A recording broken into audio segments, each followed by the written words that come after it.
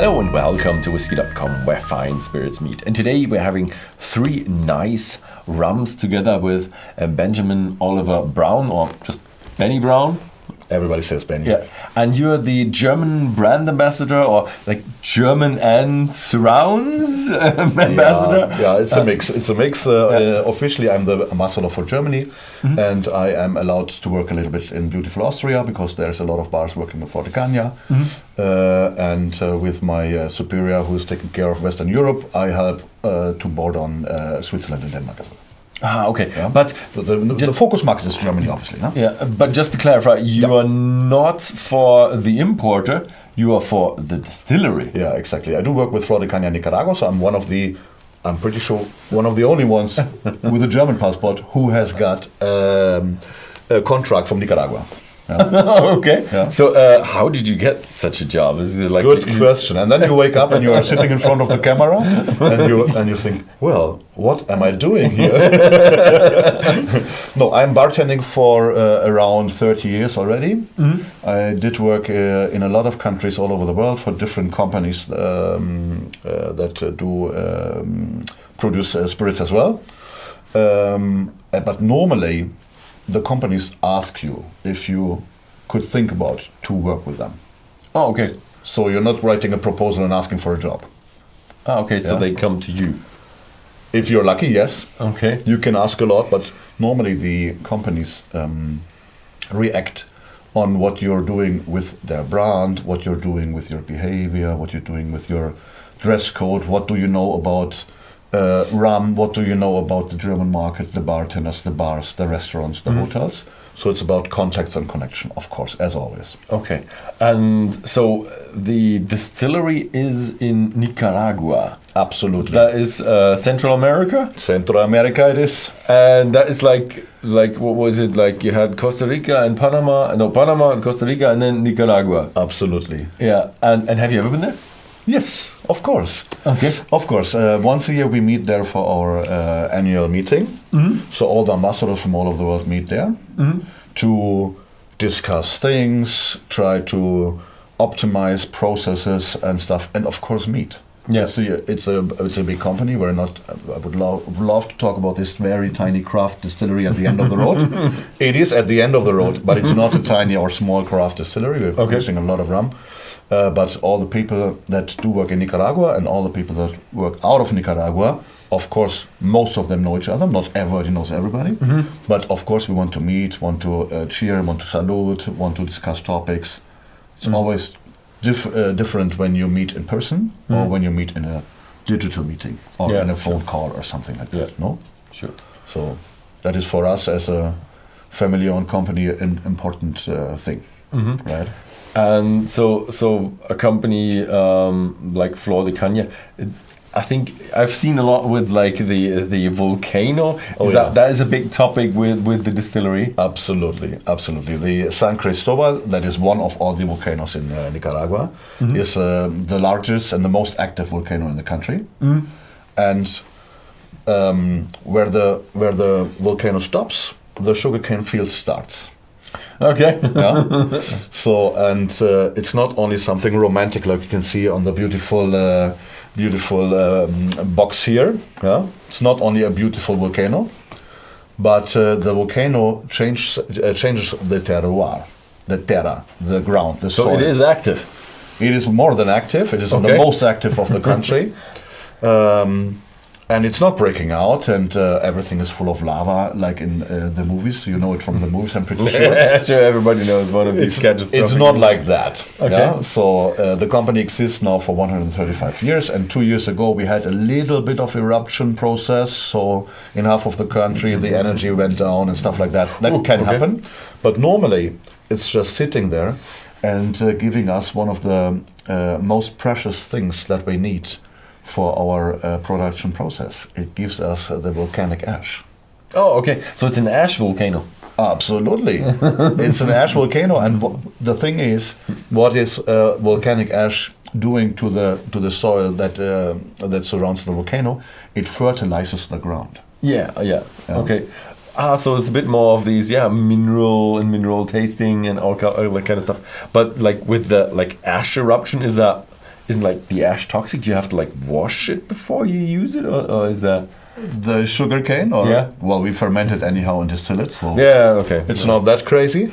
But our founder Francisco Peas, when he came to Nicaragua, was thinking about the soil because he was planning to build a channel between the Pacific Ocean and the Caribbean Sea. Oh, okay. So he was inspecting and thinking about soil for 1.5 decades. So he was very familiar with the soil in that area. Yeah. And his basic plan to build a channel, that was not exactly what happened, but a couple of years later, some people started to build the Panama Channel, and that was based on his idea. So, but he was already 1.5 decades in the country, and he knew a lot about the most fertile ground in the northwest of Nicaragua, where Flor de Caña is produced. Yeah? Oh, so this is on the northwest. We are in the northwest, so 10 kilometers in the west of the distillery is the Pacific Ocean. Ah, so you're not on the Caribbean. Usually when you have rum, it's like, oh, Caribbean rum. Like, Absolutely. But you are kind of a Pacific rum. We are on the northwest part of Nicaragua. Chichigalpa is the next little city. It's just around the corner from the distillery. And from the distillery to the volcano, it's around 10 kilometers. And to the Pacific Ocean, it's more or less the same distance.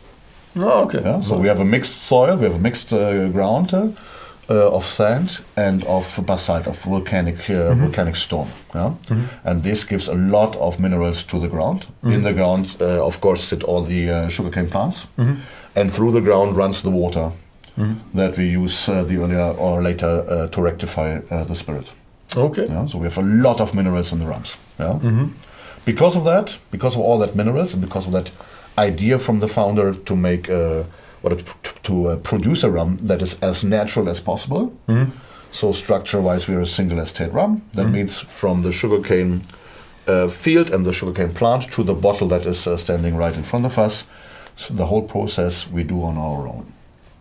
Yeah, I've seen a few of these emblems, like no artificial ingredients. Absolutely. So there's no coloring added, no sugar in it, and on the label it says rum. And we're here in Europe. You're not allowed to write rum on it if you use too much sugar. But so you use any sugar, like added sugar after, obviously, like before fermentation. But no, there's two different ideas of melasse-based rums. There's the companies that use artificial colorings and sweeteners, and there are the companies that don't. And we are the company that absolutely do not use that. So there's no artificial coloring, there's no added sugar.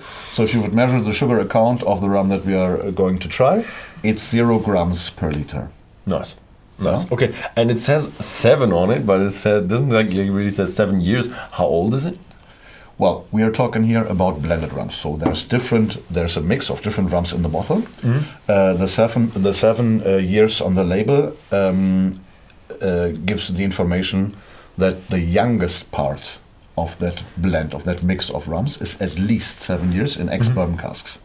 Oh, okay, nice. So it is at least 7 years, okay. So it's a official, real, undisturbed aging, and not Sistema Solera or the different possibilities. It's not an average number. So you have different casks and you blend them together to match the flavor profile you want to have when you're 7 years old. Yeah. And in terms of casks, do you use anything else except bourbon casks? In general, we would use so we have special casks with special finishes. But the one that we are going to try is normally just aged in ex-bourbon casks. Okay, we get it from the Kentucky cooperage, not from the Kentucky cooperage, but from the bourbon companies that used the cask from the Kentucky cooperage. But we do not use them as they come. We burn them again, deconstruct them, and reconstruct them. Oh, okay. So you do a bit of like rejuvenation of the cask. Absolutely, because when you do not color and when you do not add any sweeteners, then you still need the aroma and the color. Oh, okay, and that's why you do rejuvenation to get more out of the cask. But Absolutely. Okay, you're Central America, in terms of like, it's not going to be a Scottish climate with like 8 degrees over the year and a lot of rain and cold and stuff. Or do you have like caves, or are you up on the volcano, or how is the maturation? It's very easy. In Nicaragua, in an average, when you would look through the whole year, you have an average temperature of 29.8, so close to 30 degrees. Okay. In the winter, there is a little bit of rain, so there's 2 like rain seasons. So that is like, I don't know, is that like 100 Fahrenheit or 105 or something like that? Absolutely more, don't maybe 110 know. or something. Yeah, you might know, I don't. Yeah, it's scorching hot. Yeah, it's Caribbean scorching hot. It's super hot. The ex-bourbon cask, and it's also humid. It's super humid, of course. Okay. Yeah, of course. Yeah. Tropical maturation. We have tropical maturation, tropical climate. It's going to get warm. Yeah? Okay, So but this must be an explosion of flavor. Would you have like tropical maturation, rejuvenated casks? yeah, absolutely. So this is the idea. The basic idea was to create a rum as natural as possible, with ingredients only from the area, and no added flavors. So no sugars, no caramels, no glycerines. But still strong. But still intense, still strong, but balanced. Okay. Most of the companies that do produce rum use sugar or colorings. Of course, the colorings to change the color, surprise, but use sugar or caramel to change the idea of what you taste. Yeah. To make it mild or mellow because or with adding sugars, and this is absolutely not our philosophy. Yeah. And my father did a study of colored, and he added some coloring and sent out to a lot of customers, like little blind samples with just numbers on them. Yeah. He found out, yes, they do taste different. Yeah. The people actually they found the colored and uncolored taste as in terms of liking similar, but they had different flavors in it. So yes, coloring does change the flavor. Absolutely. We do not want that, and we do not want to add anything not natural from the area. Yeah. So that was the basic idea from Francisco Pelas, our founder, 135 years and 4 months ago. Because 1890 we started producing. So you just had the anniversary? Yes, a couple of months ago. Yeah. Nice. And very proud. It's not very common for a company in Nicaragua to be still family owned. It's the 5th generation right now. 5th generation. Eduardo, if you see that, hello. This is our actual CEO. Okay. A very nice guy. No, I don't have to say that. I think that. So he's the actual CEO, and this is the 5th generation of family-owned business. So we are not part of any other company or brand from the United States or from somewhere else. But Flor de Caña belongs to Flor de Caña. Here it says family estate. Absolutely. Yeah, absolutely. our company is also a family company, but I'm the 2nd generation. so step by step. Step by step. We have a similar anniversary. It's the 30th anniversary. I mean, 130 is something different. Yeah. But the 130th is 5 years ago. Yeah, 5 years. Okay. Yeah. Okay. Nice. Okay. Yeah. Let's have a bit of a. You should try, no? Yeah. Let's add a little bit more. We already had a bit. Just for simple reasons, of course, no? We already had a bit of in the German take. But let's have some more. Weather-wise, it's a very good day for rum. Yes. There's 2 possibilities. You are in a tropical climate already, and it's warm. Maybe we wear different clothes then. You Yes. don't know. Or it's like the beautiful weather today here outside of the window. 15 degrees Celsius and rain. Yeah. Which, I mean, 15 is not that bad, but No, it could be minus 15. or in rain. Yeah. So what do you find? What do you have? You have a nice mixture between sweet and spicy. So this is a bit of a Christmas flavor where you have like the Christmas sweets, but you have the old spicy Christmas treats as well, like with the Spekulatius gingerbread. Yeah, absolutely. Yeah, a little bit of a nutmeg flavor, cinnamon, a little bit of a vanilla caramel. More vanilla than caramel. More vanilla than caramel, but you can feel that it's out of a cask. It's strangely spicy. So in terms of fermentation, are you like I don't know, weeks, or what are you doing? No, 36 hours, easy. 36 hours. Easy. Yeah, it must be then. Okay, you got this mineral thing going on. Yeah, absolutely. We were talking about minerals beforehand, and it sounds like from this nice stories that your grandmother or your grandfather was reading or telling to you, but because of that volcano, we have this mineral-rich water. Because of that volcano, we have all these minerals in the ground, in the soil, and that goes, of course, in the sugarcane plant. Yeah. So. Yeah, definitely. It's hefty. This is one of the main ideas why we do not add anything else to create the flavor, because if you can create flavor like that without adding sugars or colorings, then you should not do that. Yeah. Yeah, because it smells super delicious. And Nicaragua has it's Spanish, right? Spanish speaking, absolutely. Spanish speaking. Sí, señor. Okay, you speak Spanish. Okay. No, a little bit, no? This is nice. So, salud. Salud. I'm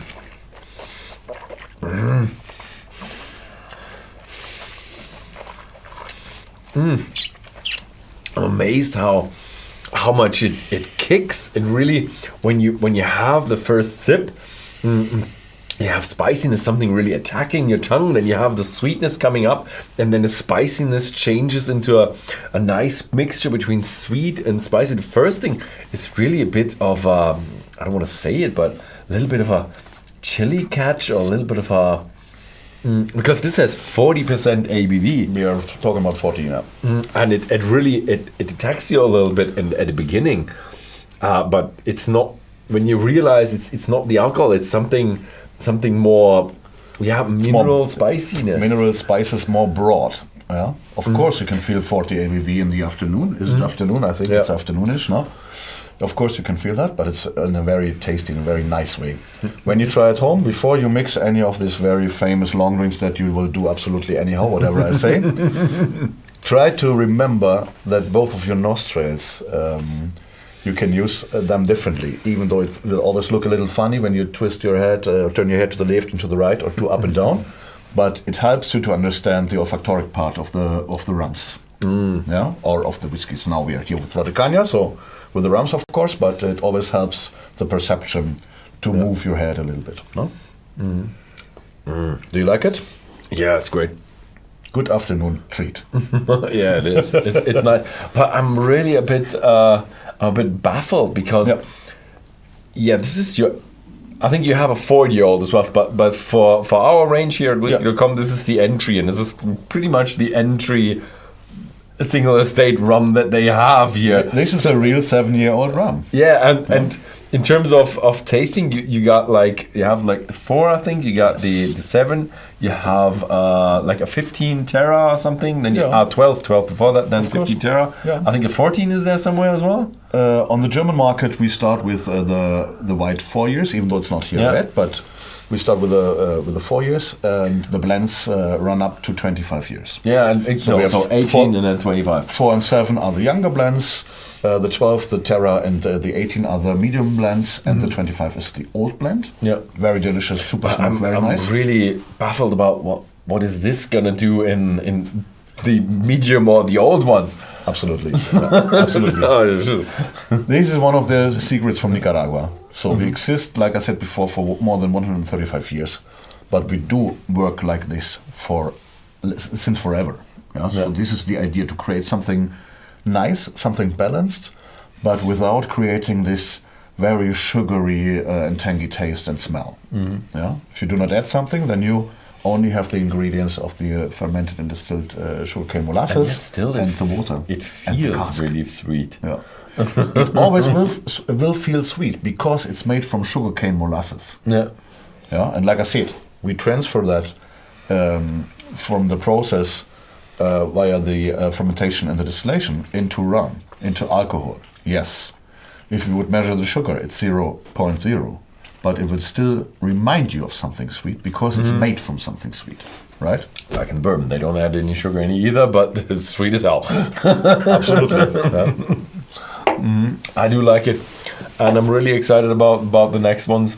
And I still got a lot of questions, but I'm gonna keep them Step by step. keep them for the next video. So if you are interested in the Flor de Caña 7 years old, have a look at Whisky.com. If you come from the Netherlands or Belgium, we'll have it there. And yeah, thank you very much for watching, and see you next time. Bye.